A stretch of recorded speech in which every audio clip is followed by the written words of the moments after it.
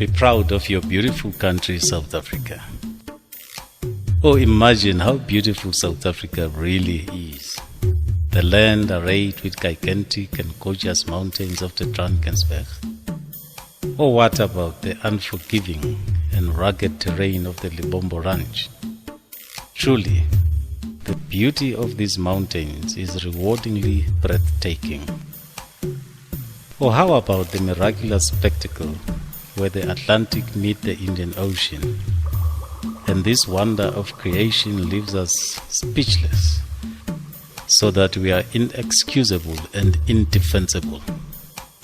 Or how about the glorious garden route in Cape Town? Imagine the spectacular sunrises of the Mpumalanga province and its glorious sunsets.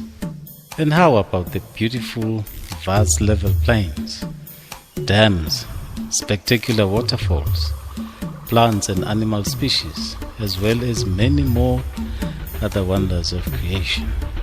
Truly, South Africa is a beautiful, beautiful country. It stands to reason to conclude our forefathers were very proud of this country. You too must be proud of it and the struggles of its African people, kings and our leaders.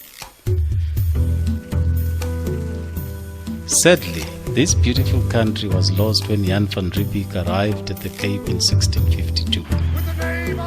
This Dutch settler was blown away by the beauty of the land of our forefathers, so much so that he and his people started developing devious intentions, and they grew in envy and wanted to take all the prime portions of the land for themselves, even if it meant driving away the indigenous people from their land.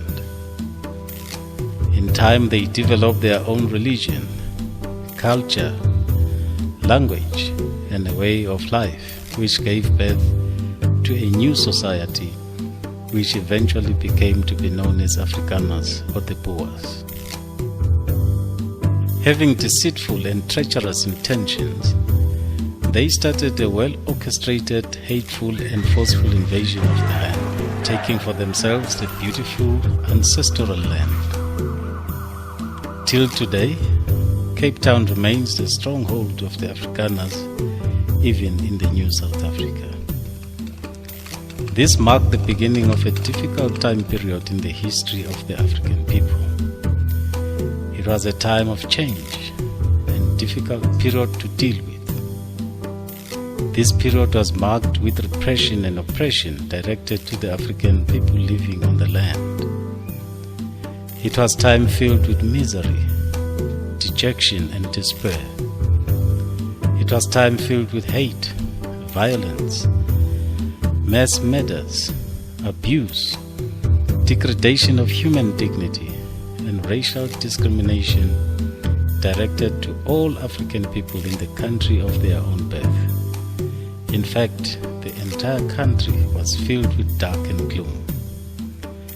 A time of despair had come, when in all the wars directed at the indigenous people, so African warriors armed with sticks and spears shot at with the barrel of the gun by the English and the Boers who were armed to teeth. Some of those wars included the Battle of Isandlwana, which took place in a place called Ingutu or Esimutu, the back of the head. This war was between the English and the indigenous people. The king, His Majesty Cetshwayo, was found lying on the back of his head, which is why till this day, in the district of Umzinyati in KwaZulu-Natal, there is a place called Emutu or Esimutu. The time period between 1879 to 1913 saw relentless attacks of the African people by the Boer and English, and forcefully taking their land. These land invaders took away the land of our forefathers. They took it with gunfire, as our warriors and kings perished at the barrel of the gun. The blood of our men, helpless and homeless women, old men, and old women and children was shed. the entire land was completely taken away from the rightful owners, and it was then in the hands of the Boers. The African nations were only left with orphans and widows without leaders. It was time of indignity and despair, and loss of pride of one's identity as African people. Our forefathers tried their utmost best to defend the land, its resources and citizens, but to no avail. The Boers emerged victorious and thereby began to rule South Africa by the iron rod. In 1910, the Boers declared own independence from the British and started governing themselves. And in 1913, many repressive laws were passed and promulgated to unlawfully transfer the land to the Boers. In 1948, the National Party was formed. This disgusting and shameful party introduced a series of laws to steal the land, discriminate its rightful owners, and drive its people away to the dungeons, the periphery of the periphery. The systematic and forceful implementation of these policies gave birth to what became to be known as apartheid, the most heinous crime against humanity. This made sure that the land was illegally taken away and gone for good. The paradise was lost. It's been centuries since then, and the land has not returned to its rightful owners.